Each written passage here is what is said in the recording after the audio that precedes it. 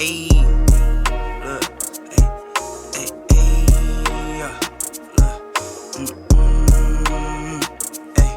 I'm in the lab like Dexter, brand new batch he tested. I'm with all the extras, don't try and bitch, I'm pressure. I'm the type to step on steppers, I'm the type to step on steppers. I'm the type to step on steppers, I'm the type to step on steppers. Now we move on to another AFC team. These guys made a huge swing for a guy that's one of the greatest quarterbacks we've witnessed for a guy like Aaron Rodgers. And so now the Aaron Rodgers and the the New York Jets and the Green Bay Packers are able to agree on a deal. But for Aaron Rodgers, I think it was about a week ago when these guys were able to strike a deal. And so now Aaron Rodgers is officially a New York Jet. We've talked about this guy countless amount of times in this offseason. I think about twice now. Now the New York Jets have finally, made the move for him. And so now that Aaron Rodgers is officially a New York Jet, how much pressure is on Aaron Rodgers, and what are the expectations for the New York Jets going into this season? Well, I mean, you just got to look at where this team was last season. They were tinkering on the line of almost making the playoffs. They started off very, very strong this season. And as the season went on, they had struggles at quarterback, and offensively, they just weren't able to keep up with some of these teams. And now you bring in a seasoned veteran in Aaron Rodgers, alongside a bunch of young talent on that offensive end who are desperately looking for a leader, a guy that's able to put them in positions to win and get them the ball. I think it does put a lot of pressure on Aaron Rodgers, but he was under a lot of pressure anyways for the Green Bay Packers every single year. So now, he's coming to the AFC, and he's bringing a lot of, veteran leadership to himself and a lot of talent to this quarterback position that they desperately have been looking for. So I think the expectation for these guys is to make some sort of playoff run. I don't think necessarily people are viewing this team and thinking that this is a Super Bowl team. I do think that they see it as 100% a playoff team, and they are expected to at least make some sort of type of run in the playoffs, but I don't see it as like they're a Super Bowl team 100% guaranteed yet. I do think that they are a strong team in the AFC, and they're definitely going to be challenging with the other teams in there, but I wouldn't say a Super Bowl type of team. So Aaron Rodgers. When Aaron Rodgers comes to town, whatever team he's going to play for, whatever team he's on, regardless, it has to be a Super Bowl team. He's coming onto this team that almost made the playoffs with their quarterback situation, playing 3 different quarterbacks all year long and losing Brees Hall early in the season. And they almost made the playoffs. And this is a top 5 defense we're talking about. So I feel like, for me, Aaron Rodgers stepping into his team, picking up Alan Lazard, already having Garrett Wilson and becoming, Brees Hall's coming back healthy with a top 5 defense. Why not? For me, it's Super Bowl bust. I feel like they can compete with the top teams. They were competing with the Bills. I feel like given the chance, you put Aaron Rodgers and Brees Hall together, Garrett Wilson, they can compete with the Bengals. They can compete with the Chiefs. They have an elite defense. They got an elite quarterback now and some young studs on that offense. So for me, why not? Super Bowl bust. I feel like they got the team to do it.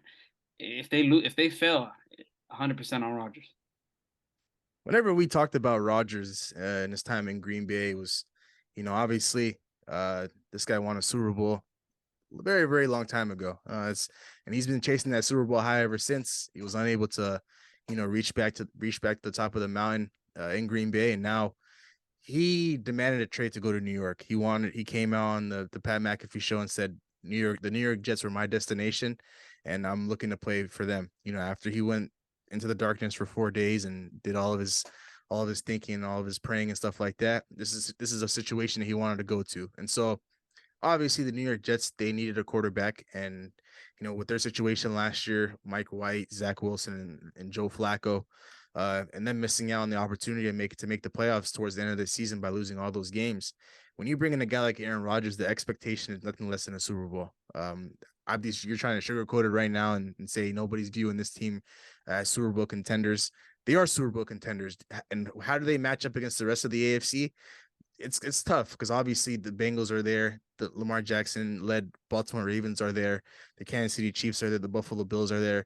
So there's a lot of top teams in the AFC. All the talent in the world is on that side. So it's tough already on Aaron Rodgers to go into this conference and compete for a championship from day one. But at the end of the day, these guys have an elite defense. These guys play their butts off on that side of the ball. Robert Saleh has done a hell of a job coaching up that defense.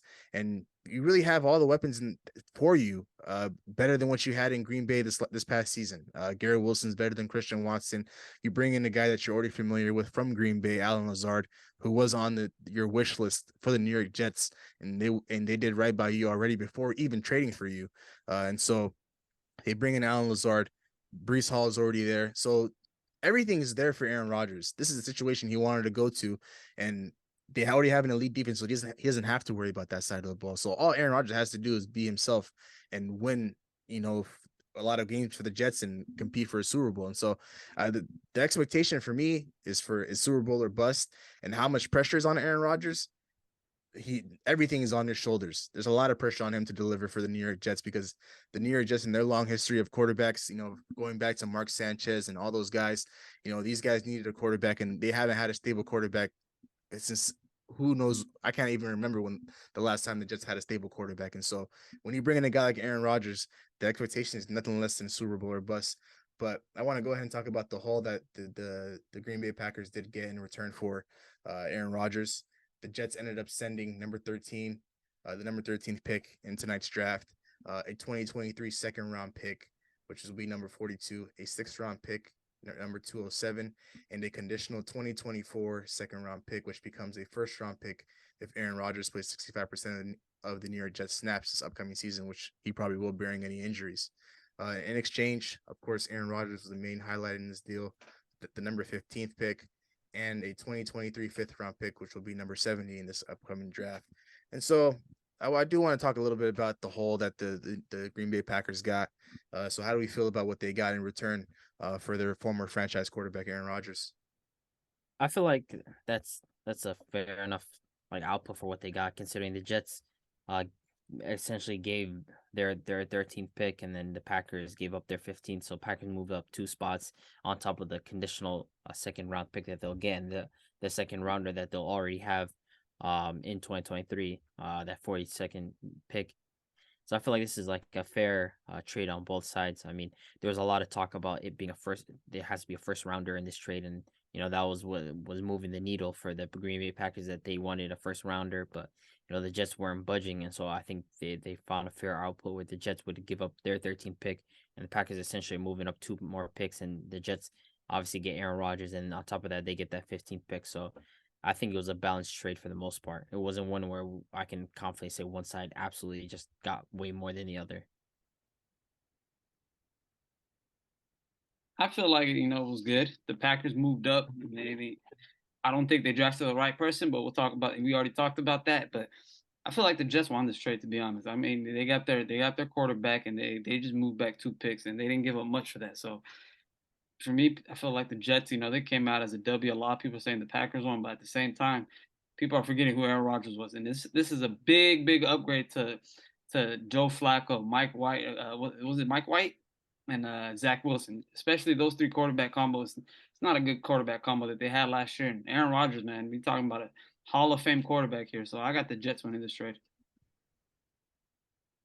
Honestly, it's probably going to be odd coming from me, obviously with my history with the Green Bay Packers. But I think the Green Bay Packers did a hell of a job getting a haul back for a guy that didn't want to be in your locker room and in your uniform. The Green Bay Packers, I feel like this plan worked out perfectly for them. This goes all the way back to 2020 when they drafted a guy like Jordan Love in a situation where at that point in time they had Devontae Adams under roster, and so this is when Aaron Rodgers was starting to low-key hit a decline when you look at the numbers and everything like that. And then you end up drafting a guy like Jordan Love, who's now in the quarterback room with Aaron Rodgers. And I don't think the idea initially was for Jordan Love to kind of beat out Aaron Rodgers. That's just not going to happen. But it did light a fire under Aaron Rodgers, and Aaron Rodgers ended up producing 2 MVPs for the Green Bay Packers back to back. And so now that's kind of like the leverage that they had coming into the negotiations, where Aaron Rodgers is still playing at a high level. We're not just going to go ahead and sell him for crumbs. And so the New York Jets did have to pay a hefty price in return for this guy. And of course, the New York Jets, in their situation, like I've already mentioned, these guys needed a quarterback desperately. And there was no better option right now other than Aaron Rodgers for the New York Jets. And so this was a plan that kind of went under the radar for the Green Bay Packers. I'm pretty sure they didn't plan for this to move on from Aaron Rodgers anytime soon. I mean, obviously you do have that idea in the back of your head where it's like eventually there's going to come a time where we're going to have to move on from this guy, but I'm pretty sure they weren't thinking anytime soon, especially when they drafted Jordan Love, because obviously there was a decline when you look at the numbers, but especially with those 2 back-to-back MVP seasons that Aaron Rodgers had, throwing over 40 plus touchdowns and producing 13 in 3 seasons, the Green Bay Packers was like, okay, we're probably going to have this guy for the long haul, and they ended up paying him all that money in the world to keep him. So, obviously I think the Green Bay Packers won this one, and what stands out the most for me is that second round pick in 2024, which could potentially be a first round pick for them if Aaron Rodgers just plays 65% of the snaps in the Jets uniform this upcoming season. Because I feel like, the Green Bay Packers, they'll probably be somewhere in the top 15 next year in next year's draft. And so you add that, you have that pick, and then you go ahead and add that with the Jets pick. That's probably going to be in the mid to late 20s if the Jets have a good season. I just feel like, the Green Bay Packers did walk away with a pretty nice haul in return for this guy. And, at the end of the day, the Green Bay Packers are moving into a new direction. Thank God. I don't have to talk about this guy in my division anymore. We'll probably of course, we're going to talk about him in a Jets uniform, but this guy will no longer have to torture my team for all those years. At the end of the day, it is what it is. We were all waiting for this to happen. After you're left with Jordan Love now, and, I'm sure you're not too happy about it, but you're trying to be optimistic about this whole situation eventually, because eventually you knew Aaron Rodgers was going to leave. And so it finally happened. Reality finally hit you in the face, and now you kind of have to just face it, right? It is what it is. But I mean, yeah, it's just Jordan Love. You just got to keep moving forward, right? and especially with the history of the Green Bay Packers, these guys have went from Brett Favre to Aaron Rodgers, and now a guy that they drafted 3 years ago in Jordan Love. There's potential there, and we're just gonna have to wait and see. Record a new hit, then we making us a film. Wouldn't sign a deal if I got a couple mil. Been in the lab, now they throwing out deals. Me and now Lake, now that's overkill.